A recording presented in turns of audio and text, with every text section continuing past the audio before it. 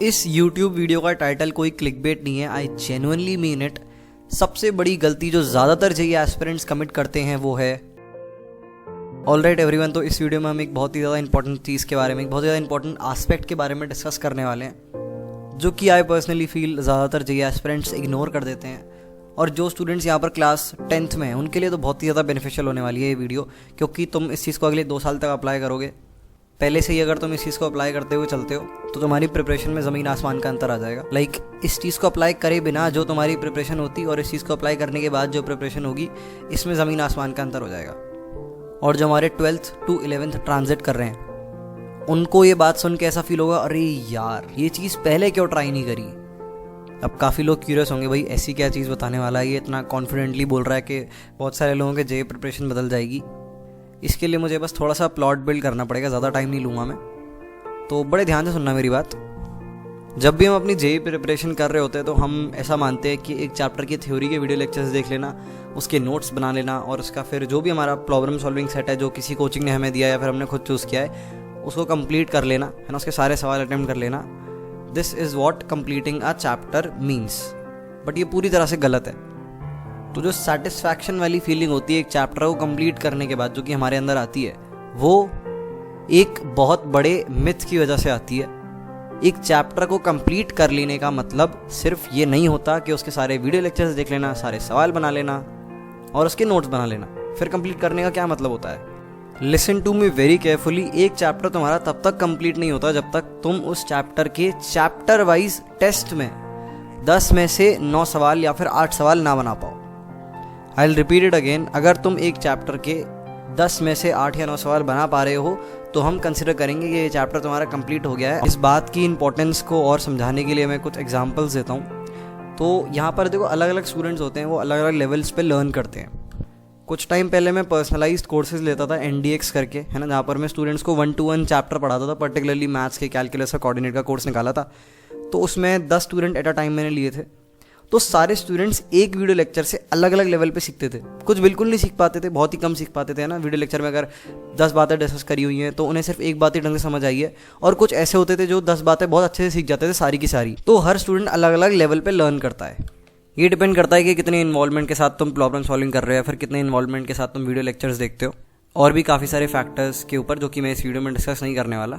यहाँ पर हम पॉइंट की बात पे आते हैं, दैट इज़ एक चैप्टर हमारा तभी कंप्लीट होगा जब हम उसका चैप्टर वाइज टेस्ट दे रहे हैं और उस चैप्टर वाइज टेस्ट में हम उसके 10 में से 8 या 9 सवाल बना पा रहे हैं। ठीक है, as simple as that. So verification is very important, क्योंकि काफ़ी सारे जेईई एस्पिरेंट्स होते हैं जो एक चैप्टर के 250-200 सवाल लगा लेते हैं, पर उसके बाद भी उनके टेस्ट में नंबर कम आ रहे होते हैं।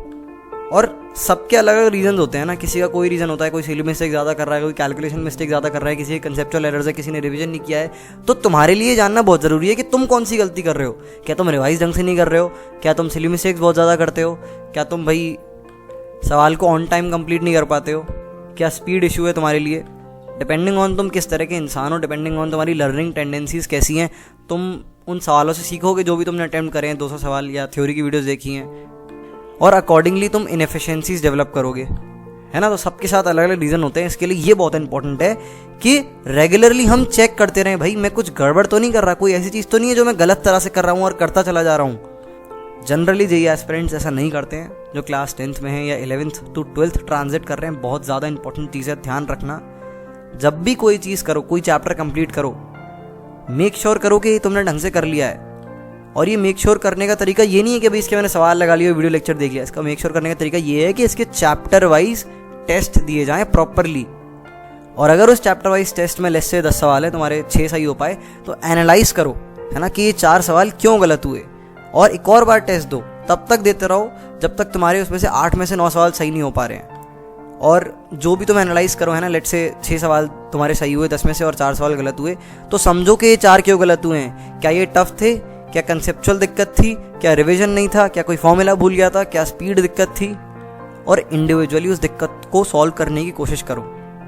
तो ये आदत अपने को शुरू से ही डाल लेनी है। जो लोग क्लास 10th में, ध्यान रखना, शुरू से ही आदत डालनी है कि जब भी कोई चैप्टर कंप्लीट हो जाएगा उसका हम चैप्टर वाइज टेस्ट देंगे।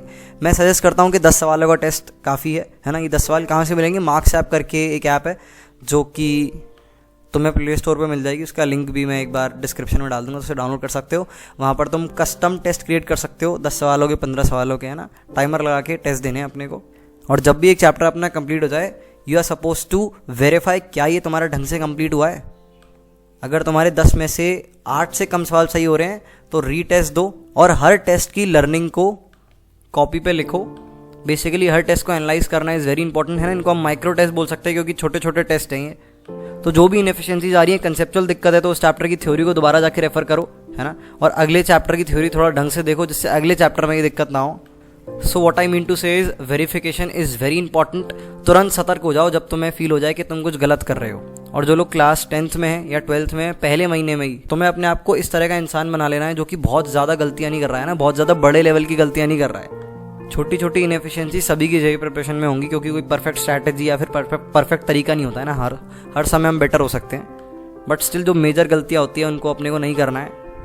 और अपन गलत जा रहे हैं, इस चीज़ का चेक अपन एक टेस्ट पेपर की मदद से ही लगा सकते हैं। Alright, that's all for now in this video. मुझे लगता है ये अगर चीज़ अप्लाई करें काफ़ी सारे स्टूडेंट तो काफ़ी ज़्यादा उन्हें फ़ायदा होगा।